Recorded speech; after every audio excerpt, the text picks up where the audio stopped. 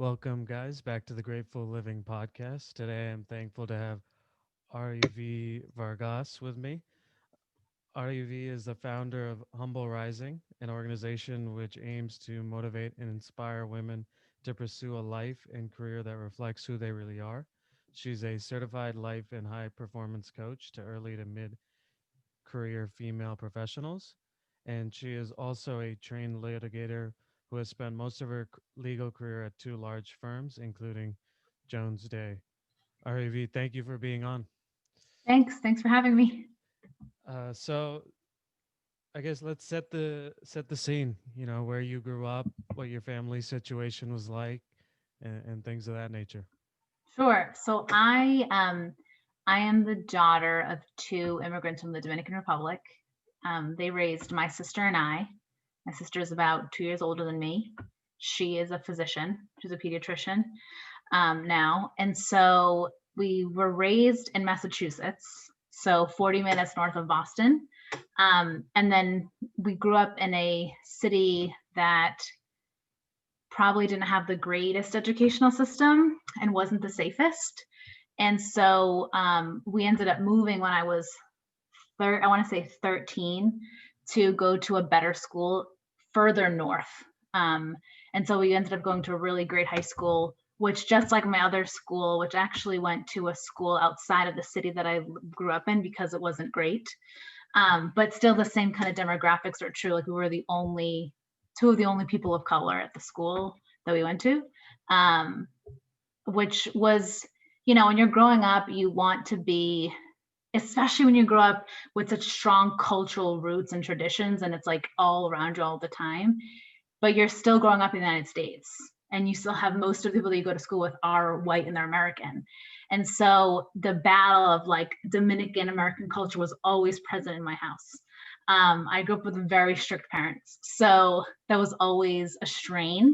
And just kind of navigating that, like, who am I culturally, was always a challenge. And got better when I went to college because then I found people that had the same exact experience as I did, right? Like people that Yep. were Latinx who were raised here, but like were totally Dominican or Puerto Rican and felt that kind of pull to both cultures.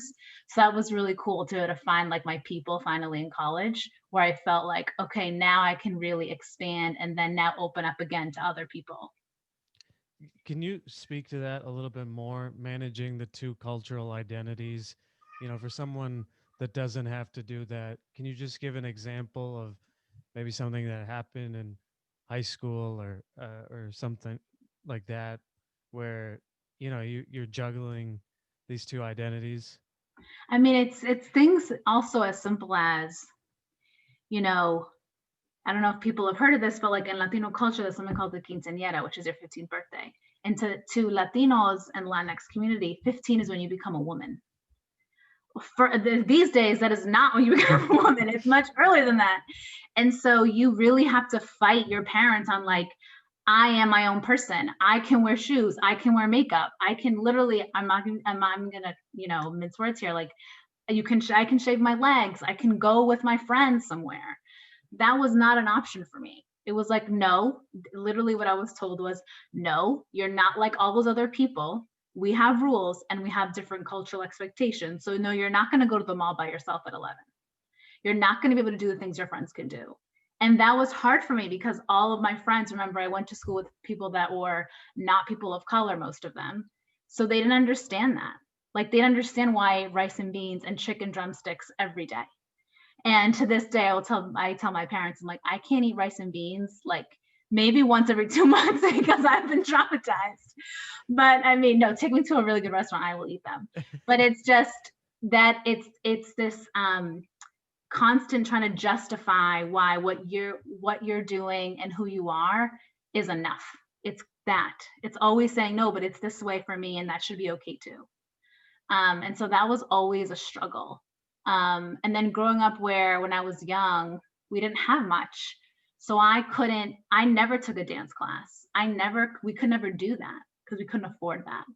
And I didn't truly recognize it at the time. I understood it later in life when I kept asking my parents to put me in like singing, dancing, and again, all the things my friends who had more money were doing. And I just couldn't do that. My parents worked. I went after school, and that was all they could do. And even paying for that was hard for them. Yeah. Yeah. Especially given what you do now. Do you Yeah. remember the first time you thought about law or Yes. being a Yes. lawyer? So I'll back up to what my father, they're both retired now, but my father, he I mean, my parents both, when they came here, they were in school and they were working at a factory in Lawrence. That's what they did. And then my father still working in a factory on the night shift when I was born. And then he eventually became an admissions counselor at North Shore Community College. And then he became a probation officer. Like he started accumulating these things. Like as we got older, he started Yeah. doing these things. So he became a admissions counselor, became a probation, like a line probation officer at one of the courthouses. And then through that, so at that time I was maybe like 10, 11, 12 when he was in the courthouse. I would go with him to work sometimes, and I would get to be in court. And when you bring your daughter, your son, or your child to work, people are like, oh my God, the Francisco's daughter. And I got to meet the judges, I got to meet the attorneys, and people were very nice to me, and I got to experience that as a very young child. And there was something very powerful to me about a lawyer and a judge, like something very different than I had seen. And I love Law and Order at a very young age. People will tell you this all the time. People are like, oh, I just loved like the drama of Law and Order. And it's true. Like you do get sucked into that kind of dramatization of the law. I don't think it's accurate, but you as a young child, what attracts you often. And so I had the like real life exposure that I was like, oh, that's just so interesting. And then I had, watching TV, and I was like, that's really cool. So it wasn't even from, like, obviously I have no lawyers in my family, right? So it wasn't like this, to be honest, it wasn't this deep, profound need to like help people when I was younger. At that age, I wasn't thinking of that, right? You're thinking about yourself. But it was like a deep interest. That's cool. Oh, that's really neat that it's so formal. Like it's just all that was very interesting to me. Yeah, yeah. As you got into high school and started thinking about college, can you talk about the process of what drew you to Boston College? Yeah. So I'm going to be totally honest with you. BC was like my last choice. I'm just going to Yeah, be yeah, honest because that's it's fine. important. Yeah, It's important to say that because I love BC and I am so involved and active as an alum. But it's important to share that, like, for all the students who like that wasn't their choice, and then they're right now thinking of like, oh, I'm going to college, but I don't really want to be here. You got to make the most of it. But so the process of getting there, to be honest, I was waitlisted and not accepted by Ivy League choices, and I was like, how am I not being accepted? And that was a little devastating. And then I was down to NYU and BC, and also UMass, but I was not going to go to UMass. And NYU just didn't give me any money. And my parents sat, and I was like so excited to go to New York City. When I was young, I used to spend some summers in New Jersey with my aunt and uncle and my cousin. We used to go to the city all the time. I was like, I'm going to be in New York City. I'm out of here. I'm out of Massachusetts. And my parents sat me down and they said, look, you can't afford to go to NYU. We cannot afford it, and you cannot afford it. yeah, And I was so sad. And I was like, oh no, yeah, you're my first choice. I can't go. Literally, like yeah, tears. And then my father's like, but you still have an amazing option, and that's BC. And he's the one who actually told me to apply to BC. He was like, what if you're stuck with NYU and these other schools, but you can't go? Like what? And I said, but it'll be fine. We'll figure it out. And he's like, no, you need to apply to BC. I applied to BC last minute, wow, and I ended up going. And then I went to freshman orientation, and I was like, came back, I was like, oh, it's amazing. I just loved it. And part of it was that I felt like I finally found people who people come from all over at BC, but I felt like I was in a community. And that was true throughout my entire time at BC. And that's the key, I think, to any college experience, is finding your community.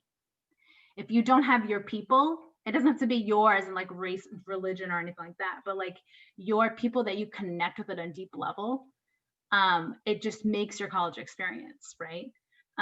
So that's what drew me to BC. Like, that's why I ended up going to BC. Yeah. And then I also shared because my experience was so incredible that I stayed involved with the institution over time. Yeah. Especially being so involved as an alum right now, what do you think you did as an undergrad? And then obviously you were a double eagle. You Mm-hmm. but for someone just starting out at a college, whether it be BC or somewhere else, Yeah. what do because often alumni aren't as passionate or as loving of their school like you are. What do you think made your experience so good, and how do you look back on it so fondly? I think it's because when I was in high school, I wasn't able to fully be me for the reasons I was talking about earlier. Yeah. I felt like I wasn't able to fully flex every muscle I had in terms of intellect, culture, everything that I was. I didn't hit my peak in high school. I hit it in college. Like, I hit that point of like, this is me in Yeah. college. And because when you go, and by the way, who you are in college is not who you're going to be at 25. So can you, like, you feel like you're hitting your who you are in college? That's a very formative experience. So I Yeah. think that's why is that I got really involved in different organizations focused on like social justice, Latinx issues. I was just very involved in trying to increase diversity across the board. And so I felt, so while I recognized at the time that BC has a lot of work to do, I was part of that work. And I still feel like I'm part of the work.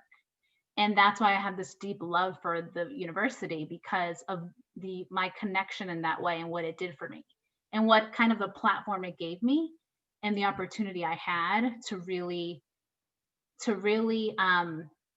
expand as a person. Yep.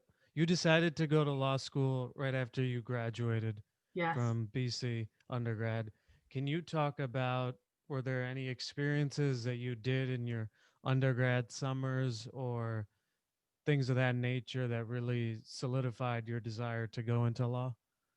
So I did not do, contrary to what many people do, Okay. I did not do like legal or business like internships over the summer. I was like an OTE preceptor. I worked one summer just like a regular job. I did not do that. Part of the reason why I didn't was because I didn't know how to do that. Mhm. Right? Like, when you don't have a social network or you don't come from a family that you don't even know where to begin.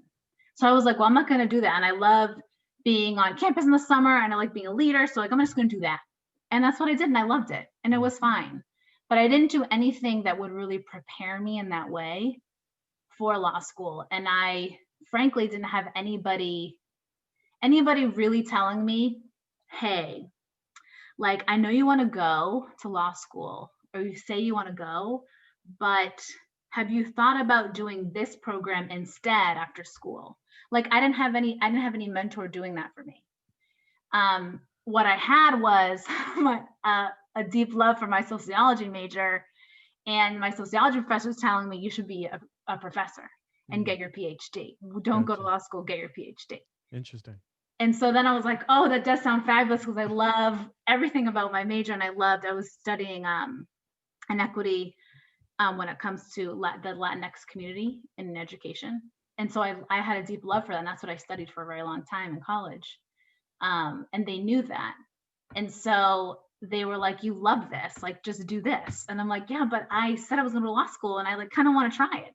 Yeah. It was a very like, I just want to try it. But it's also, once you tell your parents and people that you want to do something like, and let's be real, like be a lawyer, like be a doctor, like be these professions that are seen as a very privileged profession, very prestigious profession, quote Yep. unquote. I'm putting those in quotes, right? Yep. It's very difficult to then say, just kidding, I'm not doing that. Because remember, when you grow up, again, this goes back to being from an immigrant family, there is a lot of weight of expectation on you to do better than your parents did, right? They came here because they wanted a better life for themselves and for you. So you have to, it's like an expectation that you will understand that, internalize that, and act accordingly, right? And to be fully honest, I had considered doing Teach for America after college. Yep. You were recruiting me, and I actually was like, I think that'd be really cool to do that for 2 years, go teach, like really learn what it's like on the ground, right? Teaching low income brown and black communities. Like, yeah, that sounds something that I could really bring a lot to and learn a lot from. And I remembered calling my father. This was when I was like a junior. I think it was a junior or senior. I remember. Yeah. I was like, so I think I want to do this thing called Teach for America, and teach in like places where I grew up, basically. Yeah. And he was like beside himself. He literally was yelling at me on the phone. I laugh about it now because it's very funny, but at the time it was not funny. And said, "How dare you? Well, it's a slap in the face if you even consider. I didn't come to this country so you could go make $30,000 or make no money after going to school, and I helped educate you. Like, how dare you? How disrespectful." Yeah. And I said, okay. He finished, and I said, okay, and I hung up the phone. And that was the end of that conversation. Yeah. And I went to law school. Yeah. So again, there's this level of a burden and a blessing. You have this incredible experience that you're so different, but then this burden of like, I can't do what I want all the time. Yeah. I can't follow a passion sometimes. And I did feel that way at that time. I was like, wow, I can't do this because like we don't have the money for him to cover. He's like, who's going to pay your loans? I was like, I don't know. He's like, sometimes he calls me lady. See, lady, you need to think about these things. That kind of stuff was always present until it wasn't. I grew up, and then it wasn't an issue at all. Yeah. Yeah. No, it's a tough balancing act. As you entered law school, do you want to talk about, say there's someone out there that's currently in law school, maybe some of the things you did right, and just anything else in terms of your experience that could be helpful? So I think the first thing is you need to know why you want to go. For those of you who are considering it, it is, why do you really want to go? If it's because you have nothing else better to do, please don't go for that reason. Because law school is very competitive and it's very rigorous. You have to be committed to your craft for 3 years. It's not like college studying where you can kill a paper in literally the night before. This is not papers. This is intense reading and understanding, digesting every single day. You're studying every day. Weekends are for studying, right? And your grade is determined by a 3 to 4 hour exam in each subject. That's it. You get one shot. So you have to keep up with it and keep up with your understanding. And it's competitive, right? It's all in a curve. So I only get an A if you can get a B.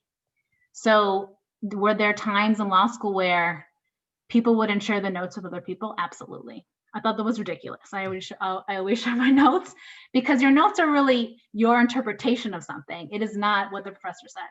So, I mean, you definitely have a very competitive environment. So you want to make sure that you know why you're doing it. So when it gets really hard, your purpose pulls you through and pushes you forward to really do well.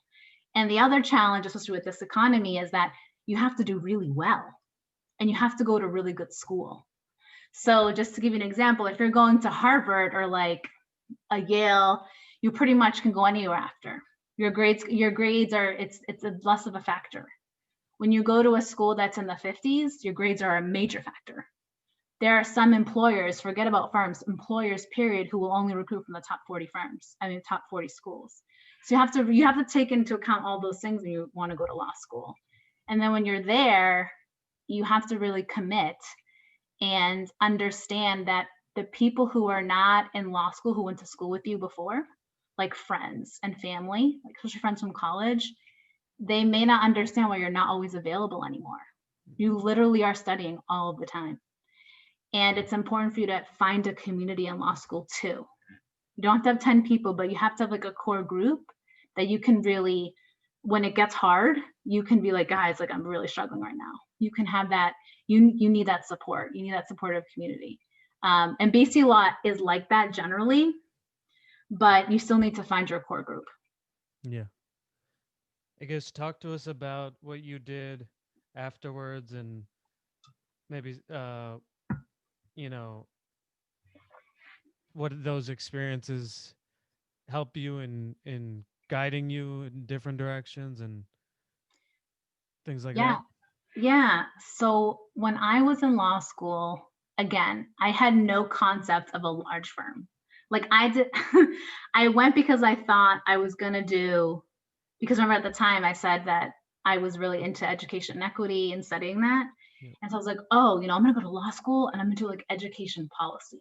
This is going to, I had no idea really what that meant. Right. But Yeah. I'm like, oh, you think of these things in your brain, you make up these stories of what things could be like. And so I went and I said, okay, I'm going to do an externship at an education policy center that will help me like figure out this is what I want to do. And I did that. And I realized, oh, this is not what I want to do, because it was all about politics. It wasn't really about help. To me, it wasn't focused on really having a direct impact on students the way that I thought it would. Like I was expecting something that it wasn't. Yeah.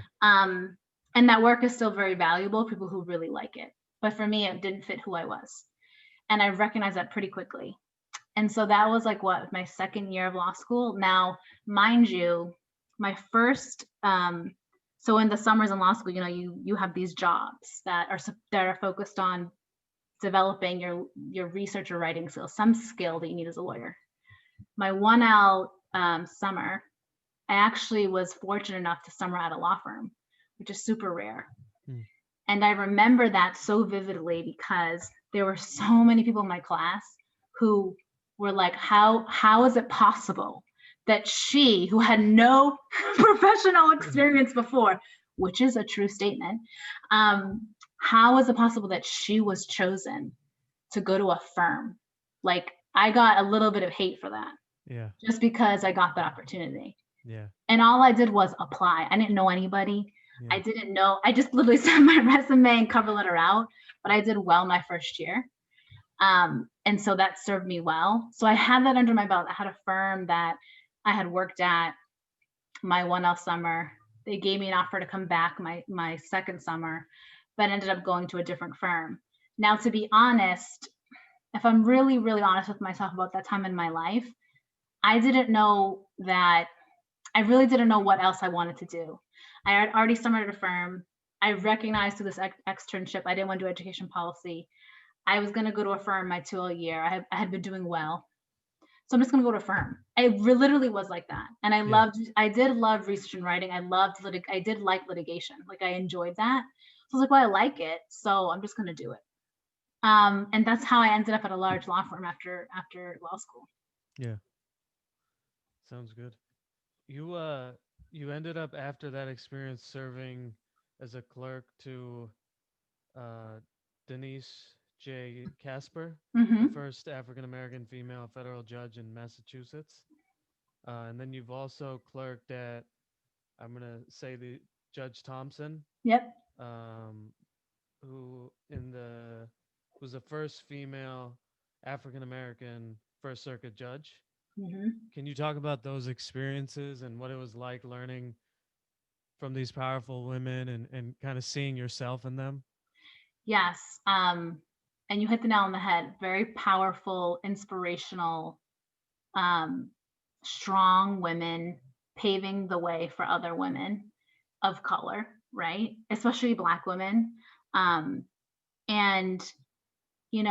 I specifically wanted to clerk for them because they aligned with who I was, right? And not that we always agreed on the outcome of cases, because we didn't. I mean, they're the judge, they decide. Yeah. But those two clerkships were some of the best experience I ever had, because you're really working with a judge every day. You're seeing how they think about things. They become a mentor to you. You also have co-clerks who are experiencing the same thing as you are, and you become very close to them. And then I'm fortunate enough to also, have relationships with clerks that came in after me, right? And so you build this community around there, that too. Yeah. But for those people, especially for those people in law school who are thinking about um, clerking, it's a literally a must do. Like it literally is, because the experience and the practice you get, research, writing, the way you hone your judgment, think about legal issues, you step into the workforce at a law firm or any other organization doing legal work a step ahead, because you just have more practice, there's more Yeah. repetition. Yeah. Sounds good. The I guess, do you want to talk any about the other positions? I know you ended up teaching at the Carroll School. Yeah. You were an associate at Jones Day. Anything else that you want to talk about with those experiences? I think generally, well, one, I loved teaching at BC. I loved teaching CSOM. You know, what you do can vary at different life stages. So I stopped teaching after I had my son, because I was just like, this is too much. But I loved teaching, and um, I was always super impressed by the students at BC and how they thought about things.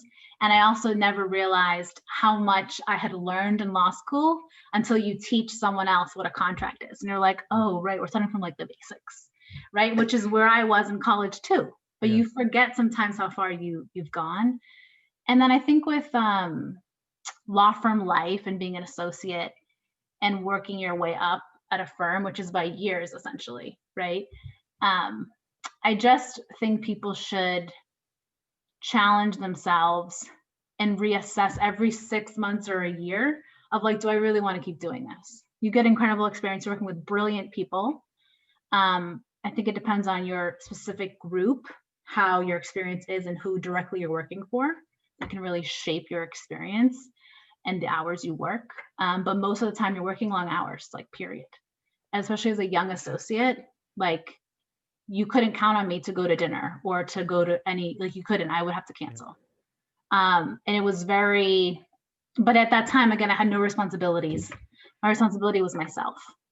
So I could literally work 80 hours a week. And I did that very often. Yeah. And I think it's important for people to understand that when you go into that kind of environment, it's all about your utilization. How many hours are you working? Are you being efficient? Are you being responsive? So when I got emails at 11 p.m. and something had to be done before 9, I had to get out of bed and I had to do the work, because that's what I get paid to do, right? So there is that element. And for some of my colleagues, as a very junior associate, they left because they were like, this is not for me. And some people were like, oh, they couldn't hack it. And I was like, no, I just think they just don't want to do it. Yeah. And firms are not for everybody. They're not, and that's okay. And it's better that you realize it sooner rather than later, Yeah. because then when you start making all the money, which you do as a first year, make a lot of money as a first year, as you get into your fourth or fifth year, if you start having a family, you start buying a house, you start getting dependent on an income in a job that you may not like.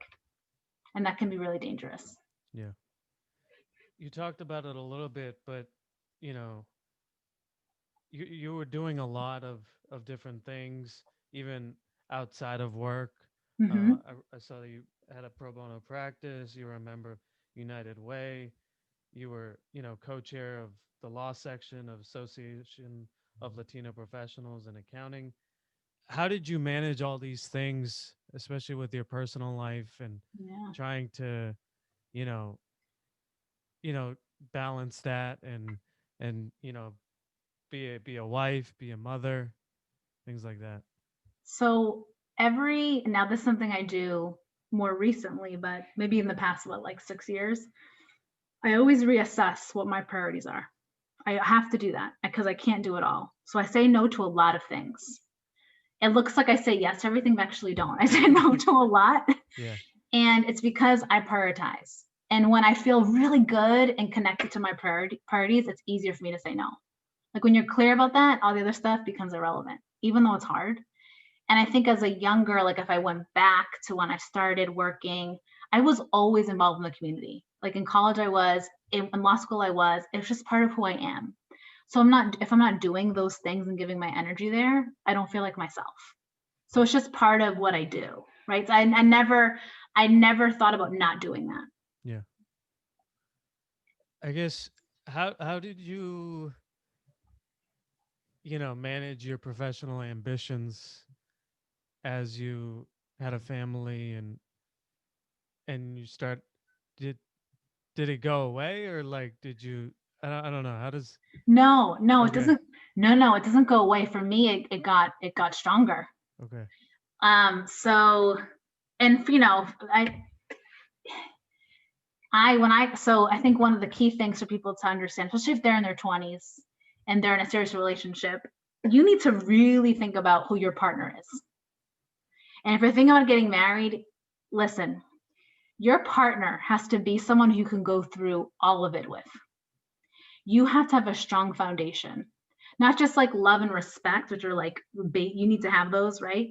But communication and an appreciation of the other person. So my husband and I actually went to BC together, but we didn't date at BC. We met like we were mutual friends. We had mutual friends and we were friendly, but we really connected when I was a third year in law school. gotcha So we really became friends later on in life. But part of our, and it's not a secret sauce, it's not a secret to any marriage, it's that you really are a partner with someone. And he always understood that my career was a priority for me. So when I had my and it was not just that, it was that your career is never going to come before mine. Like if we decide maybe like this year I take a little back seat and then you go forward, and then maybe the next year you take a back seat and I go forward, yes. But this is not going to be when I have kids, I'm out of work, like I would die. I would not be able to do it. yeah And that is not a slight to moms that decide to do that, because I think moms that decide to do that, they want to do that. Like yeah that makes them happy. And I think that's great. And I think being a stay-at-home mom is, whew, that's really hard work. yeah That's a huge, yeah, it's really hard work. yeah And that's something I never wanted to do. But what happened my first maternity leave, because I have two children, is I had been at the firm and I was at a really great firm. Great people. Oh my gosh, great people that had prioritized their families. So they didn't like, if they wanted to work late, they would leave at 5:30 to catch the train to then go be with their family, and they would get online. Versus, my experience as a very junior associate was like, no, everybody's staying at the firm. So at 8 p.m. you're walking around, you're seeing everybody, yeah that's yeah not, that wasn't the case in my other firm. yeah So I had been actually at a really, really great firm, but I was on maternity leave, and you know, I underestimated how much my work defined who I was. I totally underestimated that. And when I had my son, I literally felt like I lost who I was. I feel like I lost like my identity as a person. Also, I didn't realize how much I relied on performing as a sense of self-worth. I mm. didn't realize that at the time. yeah That when I had my son and that was gone, that source of like external validation was gone, I was like, oh my gosh, I have nothing to make me feel good. Being a mom is not making me feel great. And yeah people didn't get that. yeah They were like, what do you mean you're sad? You have this amazing baby. Oh my gosh, he's healthy. Isn't this great? And I was thinking to myself, I'm so miserable. And I wanted to go back early. I was like, I got back to work. And instead, I didn't do that. I had a generous leave, and I recognized totally that that's such a privilege to even have leave.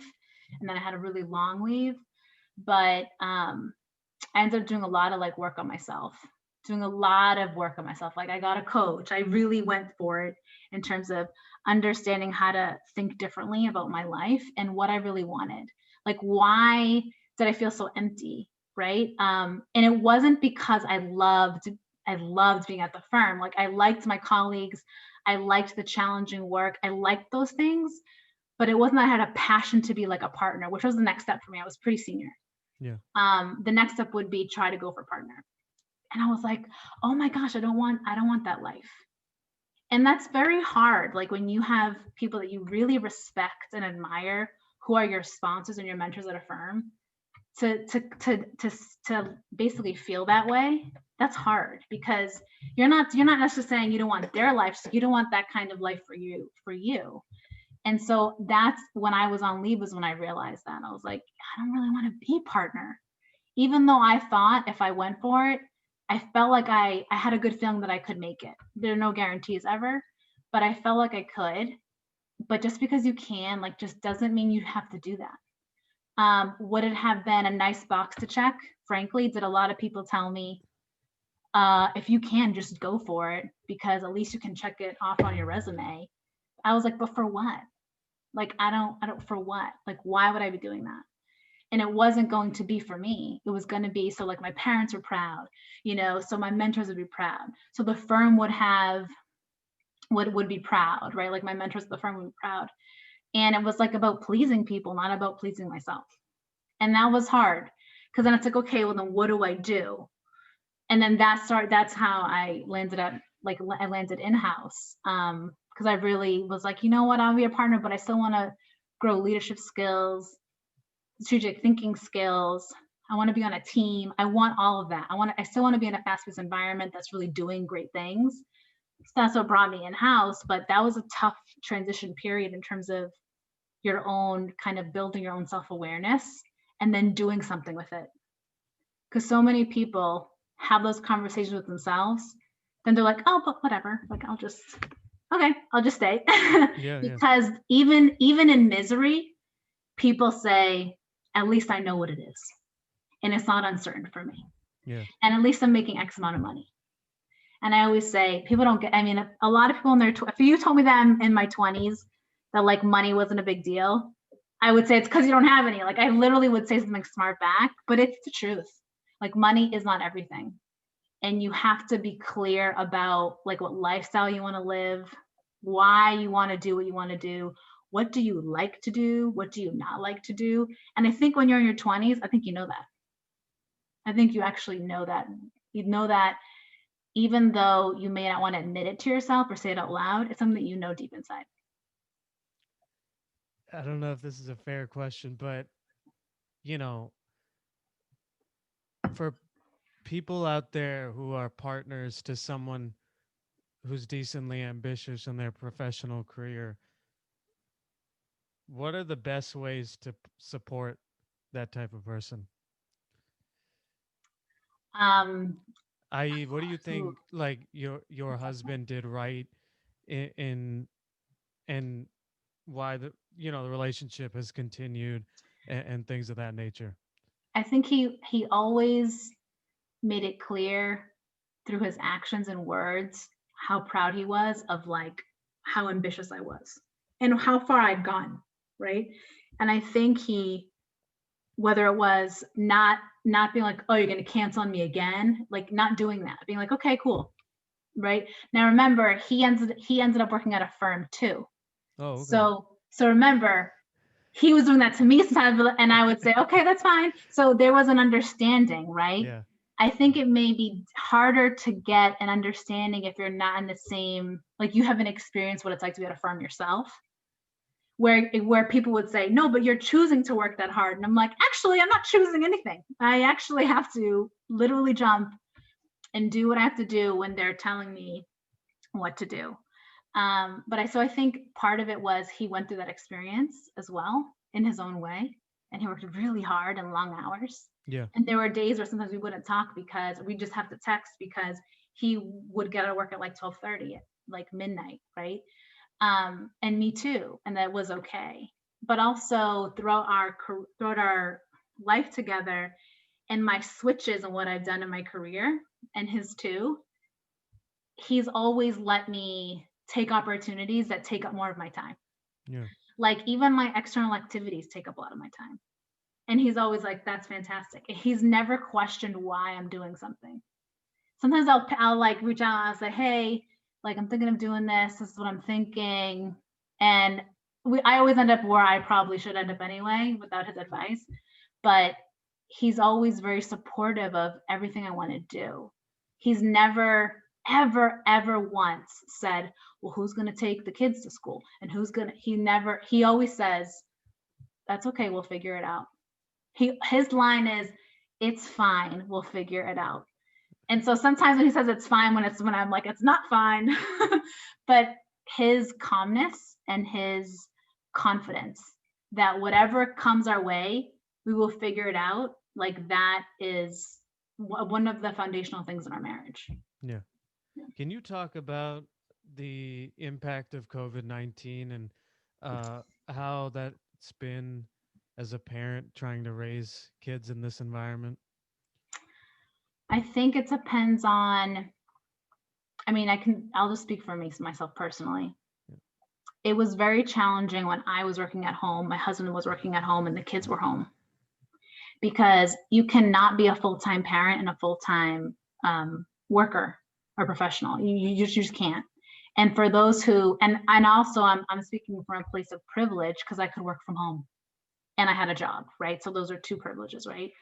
But very challenging because my children are young. They're 5 and 3. My 5-year-old, he gives you a hug and he'll leave if you tell him, hey, I'm on a call. He kind of gets it.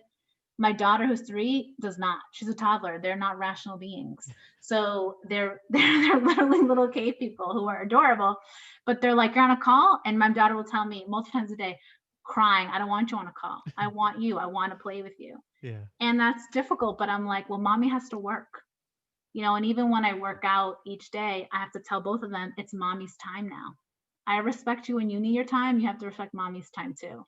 And then sometimes they're crying, no. And I'm like, listen, you need to understand that I need to carve out time for myself too. Yeah. But working at home with 2 children, and my husband, it's like my husband and I had to constantly be on top of our schedules each day.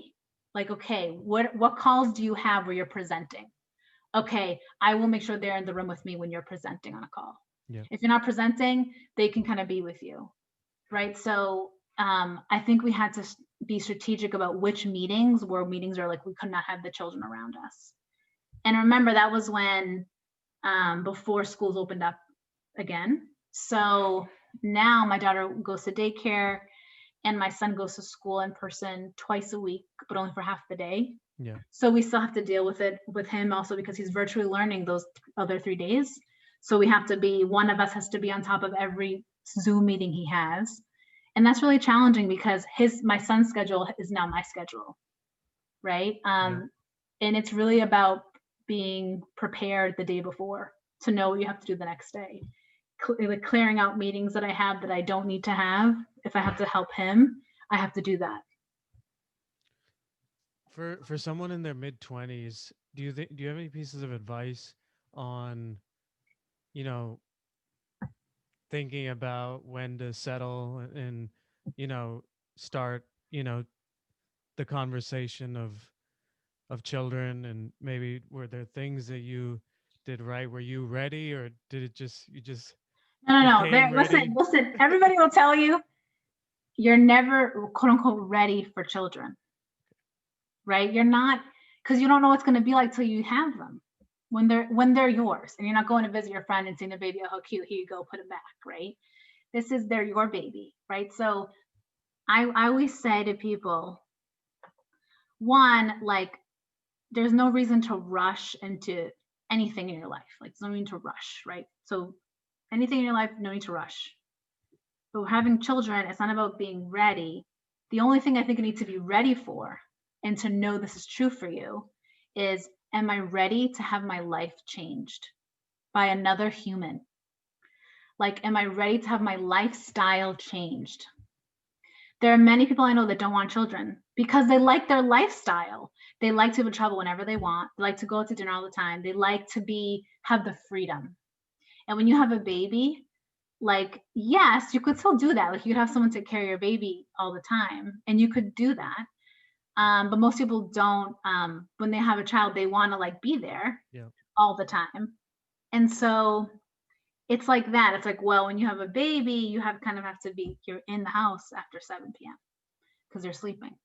You can, yes, you can have date nights, and that's great. And we do that too. We used to anyway, once a week. But most days your life is going to be very different. You're not going to sleep as much at first, and you still have to go to work. Yeah. Like, you have to be ready for the shift in your life.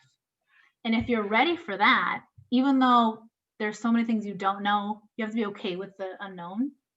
But if you're ready for the shift in your life and your lifestyle changing, then you're ready. Because there are definitely times like Like before we got married, I was like, oh, I don't want kids for like 2 or 3 years. And we did. We like had them basically 2 or 3 years after that. Cause then I was like, oh, I'm ready for that. Like I'm ready to not go out all the time. Like literally, I mean, that's how it is in your 20s. Yeah. You're just enjoying things a lot and going out a lot. And um, it's important to know yourself and to not be ashamed of that also if you don't want kids.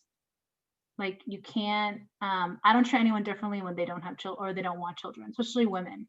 I'm like, that's good for you. Like you, I mean, that's you know what you want. And you shouldn't feel pressured into having kids when you don't want them. They're a Yeah. huge responsibility. There's so much love and fun there, but there's so much work there. And you're just not, you have to prioritize them. Um and try to prioritize yourself. It's very, and your husband, like, or your partner, Yeah. like, you know, you have to be ready for you and your partner, or if you have child by yourself too, that's fair too. Getting ready to know that there's another human that's going to take up a lot of your time. Yeah. Are you okay with that? Yeah. I guess we can also transition to, do you want to talk about why you got into coaching and, starting Humble Rising and maybe tell people what you do there?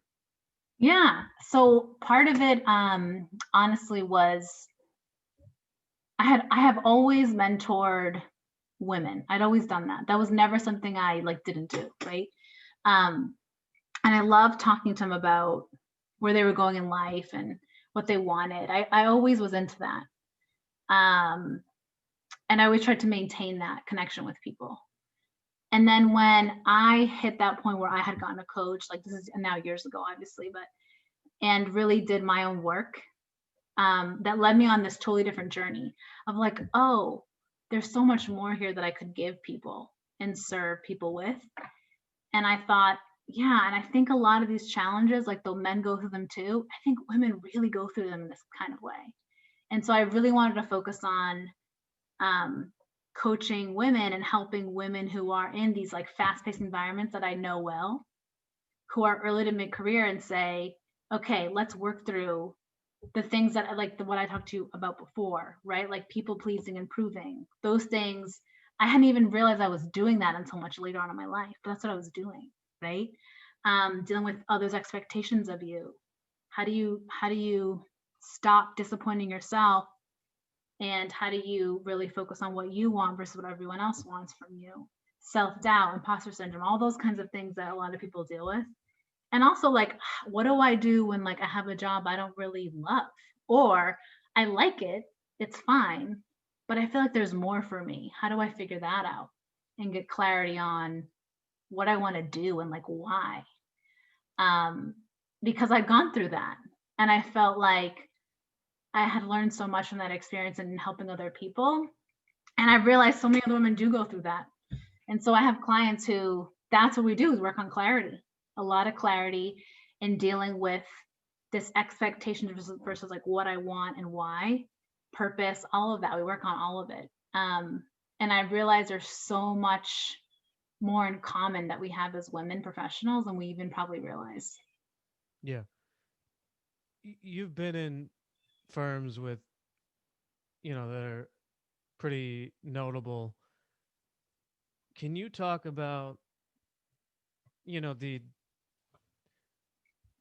imposter syndrome more to people that don't get that? What is it like to maybe not see a single, you know, person of color, at an executive level or Yeah. No, yeah, no, I think that's a fair question. So I think you're asking about two things. One is like seeing yourself represented and reflected in someone, or in someone who is at a certain level. And I think when you don't see that, you don't see how you could be the one to do that. Where you're really looking for someone who you can look to and say, okay, they did it. Okay, I see how, okay, they must have done it somehow, so I could probably do it. Or I could ask them, I could reach out to them too to figure out how did they do it? How can I try to figure out my own way to get to the same place?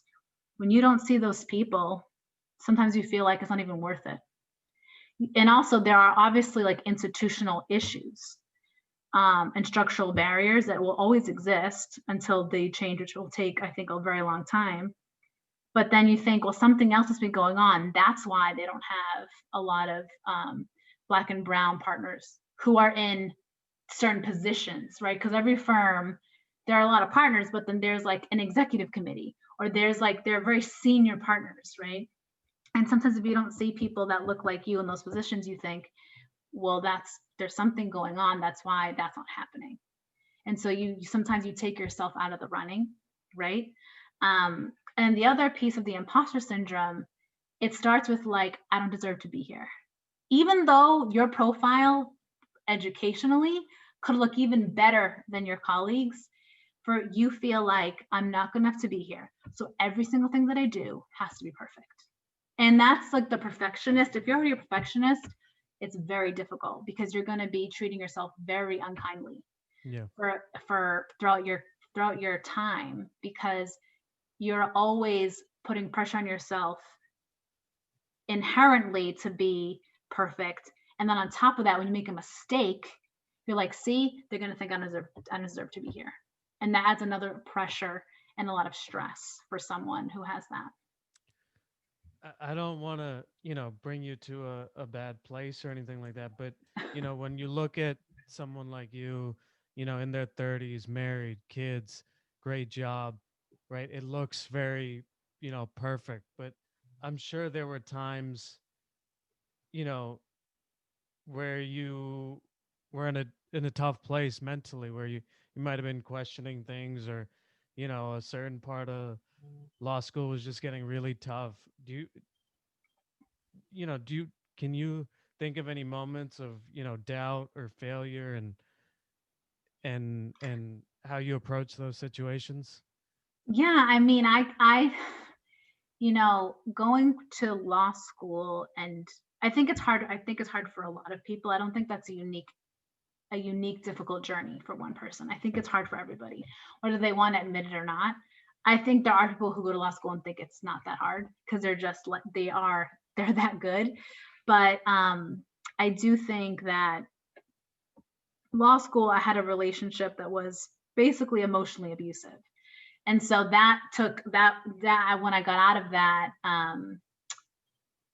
I again kind of came back to myself a little bit, right? You're in a relationship that you're being a little bit codependent. It's really kind of emotionally abusive, on the borderline of getting physically abusive. It's time to go. Like that was very hard for me in law school. Um, Especially when I realized that, like, why are you letting this happen? And then it was the shame of that too, right? Like, how can you let someone treat you like this? Like, what are you talking? This, you're way better than this, but then there's something always pulls you back in. Yeah. So getting through that, I felt like I was so free after that. And then I was at the firm and I was single and it was great. Like I felt really good, but I worked really hard and I made mistakes at the firm. Like, let's be clear. Everybody makes mistakes. And I didn't make major ones, but I definitely made mistakes where I was like, oh shoot, they're gonna find me out one day that I shouldn't really be here. Like that always happened to me. Like I was the imposter syndrome person. I was a self-doubt person. I was one who was like, well, I would say things to myself like this. Oh, I only went to BC. I didn't go to Harvard. I didn't go to Yale. I went to BC undergrad. I didn't go to Harvard or Yale again. Like there's a snobbery with Ivy League schools. Even when I clerked, all my co-clerks are from Harvard or Yale. And they would ask me, "Oh, so where'd you go, Harvard or Yale?" And I would say, "I went to BC," and they're like, Yeah. "Oh, that's great," and I would be like, "Is it really? It's Yeah. really great." Yeah. So I always dealt with that, and that has only subsided as the years have gone on, and I've gotten more confident, and I've accepted, who I am in a way that's more unapologetic, right? Where like I'll make a mistake, I'm like, that was a mistake. I'm gonna learn from it. That's all that it is. Like failure is feedback. Let's move on. Versus like failure means like I'm a failure. That's not what I think anymore, right?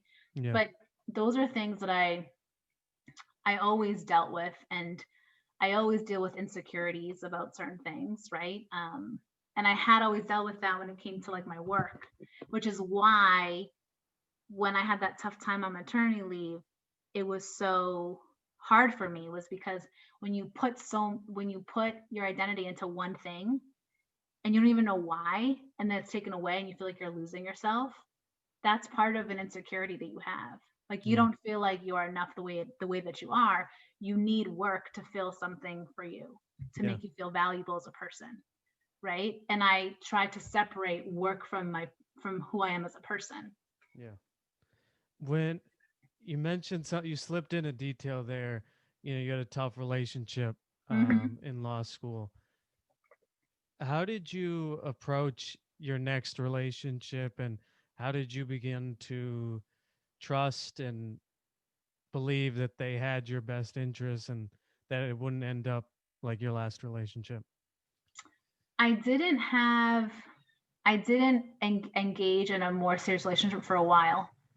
I would like get to know someone, but then I wasn't emotionally available, right?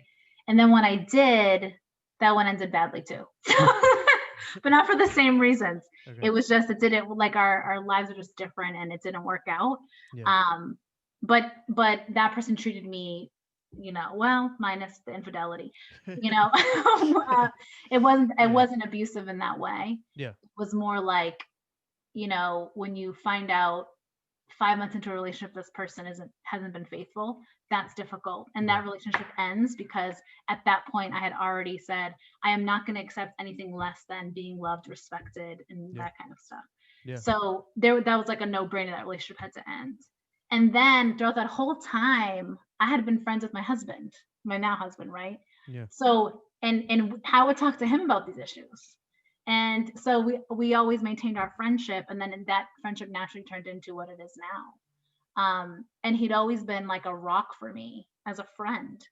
Um, and so yeah, Just go through the experiences you gotta go, yeah, you yeah. gotta go through it. And sometimes when you have when you don't really feel like you are, and I think this will resonate with some folks, is when you don't feel like you are really enough as you are. it, when you don't really feel that way, I think you allow things to happen like that, like Yeah. what I allowed to happen. And I do think Yeah. I at least allowed it to continue, Yeah. right? Like when it happens at once, someone makes you feel really bad. You're like, that's some person that loves you is supposed to talk to you like that.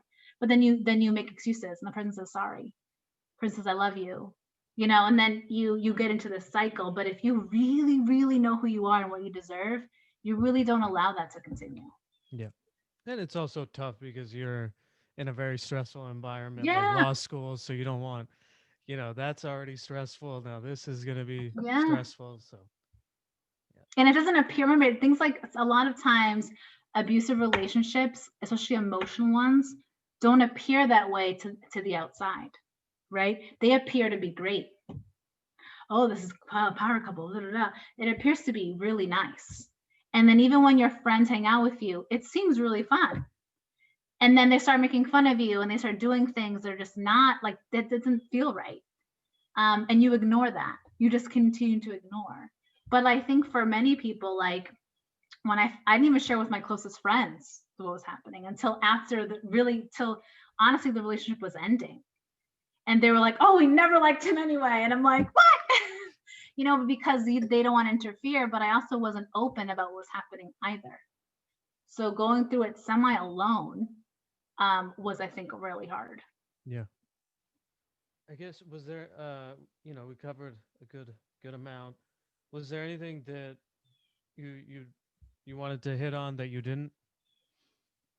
Um, I don't think so. I would encourage people listening to really, especially in this time right now, to really think about like who they are when no one is watching them, right? Like who are you when you're not on Insta and you're on Facebook, and who are you really when no one is watching? And like what do you value? What do you like to do? What like energizes you? Why do you feel like you're on this planet? And some people feel like I don't know why I'm at this planet. And I'm like, I think everyone does. it may seem like this woo woo purpose whatever thing, but it's not. Like you just got to think about it. And I think that will be your compass. Like if whenever people like, people come to me all the time, should I take this new job? Should I not take this new job? Should I do this? Should I do that? And I'm like, okay, let's go back. Like what are you looking to accomplish in a job? Like what skills do you want to develop? X, Y, and Z. Okay, are you getting your current job? No. Is that job going to give that to you? Yes. Let's go back to your foundation because that really becomes your guide. It's like always going back to a guiding principle, right? And if you have that and you're clear about that, it'll literally direct you where to go, right? But when you don't have that, you are all over the place. And that doesn't mean that you can't switch careers over time because people do that. But it means that in this moment you're clear. And then when something shifts in your life, you reassess, you get clear. So you're going to have these constant moments of reassessment. I think it's important, especially now in this environment, this economy, people to do that reflection and do that assessment. Yeah. Oh, that's a great piece of advice. So for people that want to, get to know you more, maybe reach out through your Humble Rising platform. How can they do that? How can they find you? Yeah, so you can go to my website, which is just ariveevargas.com, ARIVEE Vargas.com. And that's where to reach me. You can also reach me on LinkedIn, honestly. Just type my name in, hit me up on LinkedIn. I respond to every message, except people that, want to, you know, um, are selling something to me. I will respond to your message. And I do respond to cold messages from like random people. I actually love doing that. And then also I'm on Instagram, just at Arivee Vargas on Instagram too. Awesome. Thank you so much for being on, REV. I just want to acknowledge you. It's been awesome to see your and hear your journey from, immigrant parents to, uh, being a first generation college student, uh, law student, and graduate, and then, you know, going through different career switches and what you learned from that, and now is, learning from, as for for those of us, in our mid 20s, learning about, the steps and thinking about marriage and children and all that, and the coaching that you're giving to female professionals. I think that that's awesome. And as we talked about, it's important to see someone that looks like you, and when you're trying to navigate those circumstances. So I think it's awesome that you're putting yourself out there like that. Oh, Thank thanks you. so much. Yeah. Thank you so much for being on. Thanks. No, thanks for having me. I had a lot of fun. Awesome. All right.